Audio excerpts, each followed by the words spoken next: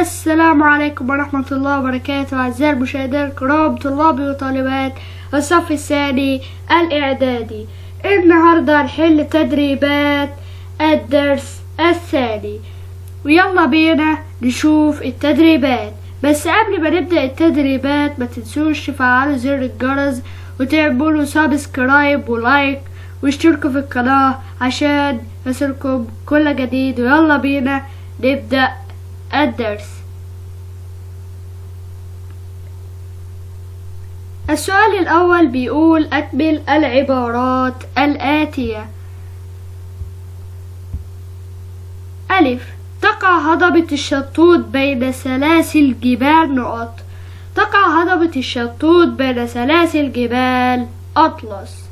رقم 2: من الجبال الالتوائية في وطننا العربي جبال من الجبال الالتوائية في وطننا العربي جبال كردستان. من الجبال الالتوائية ممكن تقول جبال كردستان أو زاجروس أو عمان أو أطلس. وتعريف الجبال الالتوائية هي جبال نشأت نتيجة الحركات الباطنية التي تعرضت لها الأرض، ومن أمثلتها جبال كردستان وزاجروس وعمان وأطلس.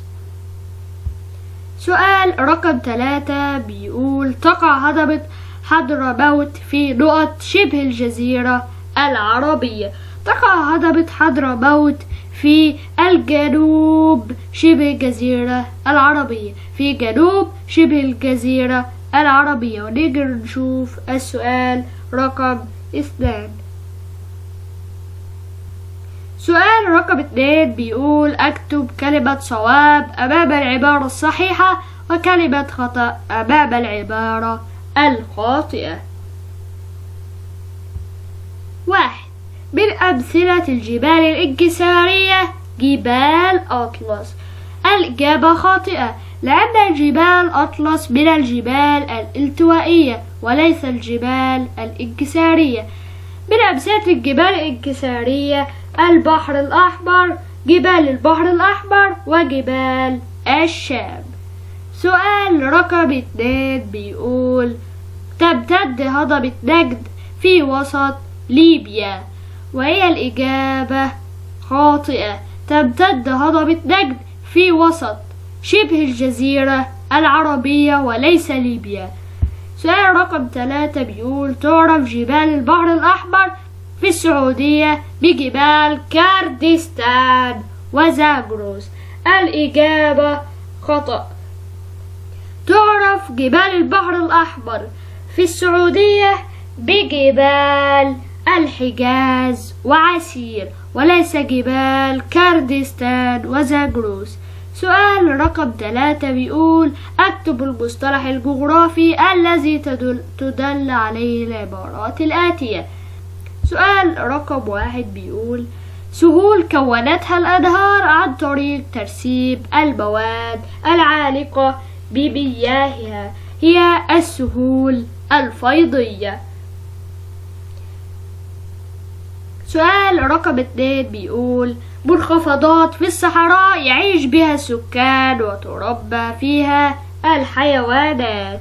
الإجابة الواحات. ومن أهمية الواحات تنتشر بها أراضي خصبة صالحة للزراعة، ومن أمثلتها واحة سيوة في مصر وواحة الكفرة في ليبيا.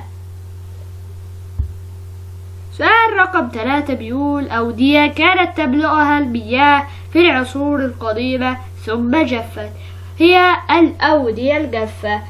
ومن أهمية الأودية الجافة تستخدم كطرق للمواصلات ويسهل الحصول منها على المياه الجوفية، ومن أمثلتها وادي العلاقي في مصر.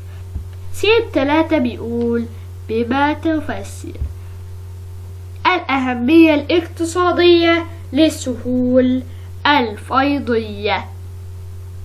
الإجابة بسبب خصوبة التربة وقيام الزراعة. 2 بيقول تكون هضبة اليمن. تكونت هضبة اليمن بسبب الثورانات البركانية. 3 بيقول تكون جبال أطلس وعمان. تكونت جبال أطلس وعمان بسبب أو نتيجة الحركات الباطنية الداخلية. 5 بيقول ما النتائج المترتبة على 1. الحركات الالتوائية. ما النتائج المترتبة على الحركات الالتوائية؟ أدت إلى تكوين سلاسل جبلية مرتفعة، ومن أمثلتها جبال أطلس. الثورانات البركانية في الوطن العربي. ما النتائج المترتبة على الثورانات البركانية في الوطن العربي؟ أدى ذلك إلى ظهور الجبال والهضاب البركانية مثل هضبة اليمن. 3 بيقول التعرية الهوائية في الوطن العربي. التعرية الهوائية في الوطن العربي أدت إلى تكوين أشكال سطح متعددة مثل الكثبان الرملية. كده نبقى خلصنا الدرس. متنسوش تفعلوا زر الجرس وتعملوا اشتراك وتعملوا لايك وتفعلوا زر الجرس عشان يصلكم كل جديد.